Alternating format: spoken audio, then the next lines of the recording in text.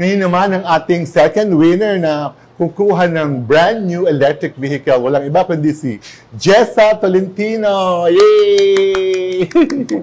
Jessa, yun din ang nickname mo? Apo. Oh, ilan taon ka na, Jessa? 26 po. Okay, mga bata ang nananalo ngayon. Dalaga ka pa? May asawa po. May anak na kayo? Dalawa po. Oh, wow. Anong anak mo? Pareho pong lalaki. Oh, ako rin mas maraming lalaki kong anak. Yan. Teka, Jessa, kwento mo naman, nung nanalo ka nito, paano bang may tumawag ba sa'yo? May nag-message ba sa'yo? Paano mo unang nalaman na nanalo ka? Pag-uwi po namin, namili po kami ng gamit ng anak ko eh. Okay. Bigla pong may nag-text po sa akin na nalalo daw po ako ng electric bike sa apensyonado po. Okay. Naniwala ko ka agad? Sinabi ko po sa asawa ko, sabi niya, baka daw po hindi totoo. Sabi ko po, totoo po kasi nag-fill up po ako sa Naalala SM. mo. Saang SM yun? SM Pulilan po. Pulilan, oo. Okay. Eh, totoo po ako kasi yun nga po tumawag po sila sa akin. Para pangalawang confirmation tumawag na. Unang text message mula. So yung tumawag, naniwala ka na? Opo, naniwala naman po talaga ako kasi alam ko pong nag-fill up po talaga. Oo, kasi kaya namin tinatanong, marami rin kasi minsan parang scam, di ba? Kaya ingat din tayo, di ba? Kaya maganda yung na-confirm mo na. So yung na-confirm mo, anong pakiramdam mo?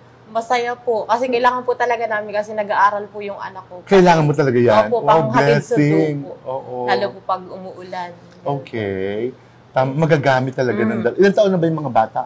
Yung panganay ko po, kinder po. Okay, kinder. Yung bunso ko po, mag-2-year-old po. Okay, so yung kinder ang pumapasok? Opo, yung kinder po. Siya ang dadali mo sa school with this electric bike. Wow.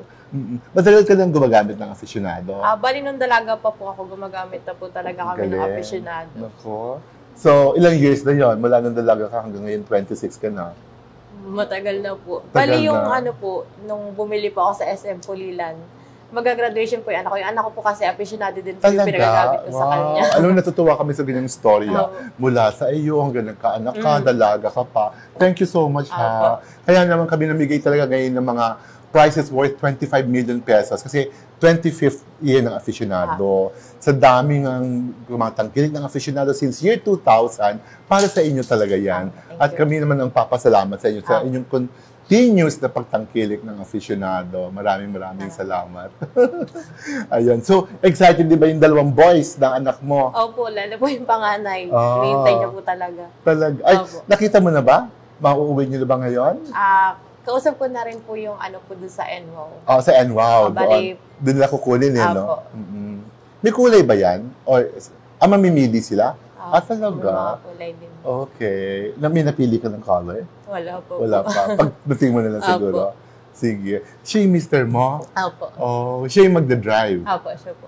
Magpapaturo din po ako para kung sakali po may trabaho po siya. Ako po Ikaw naman. Tama. Kasi minsan nakikita rin ako babae Opo. Saka electric naman to parang madali, parang go-kart lang yata to. No?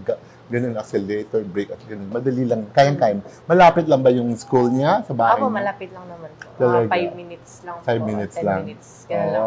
Ano na yung dalawang boys? Tristan po, tsaka Nathan. Tristan and Nathan. Wow, tuwan-tuwa si Tristan at Nathan din. Tuwan-tuwa po.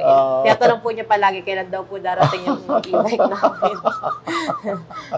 Malapit na ka mo.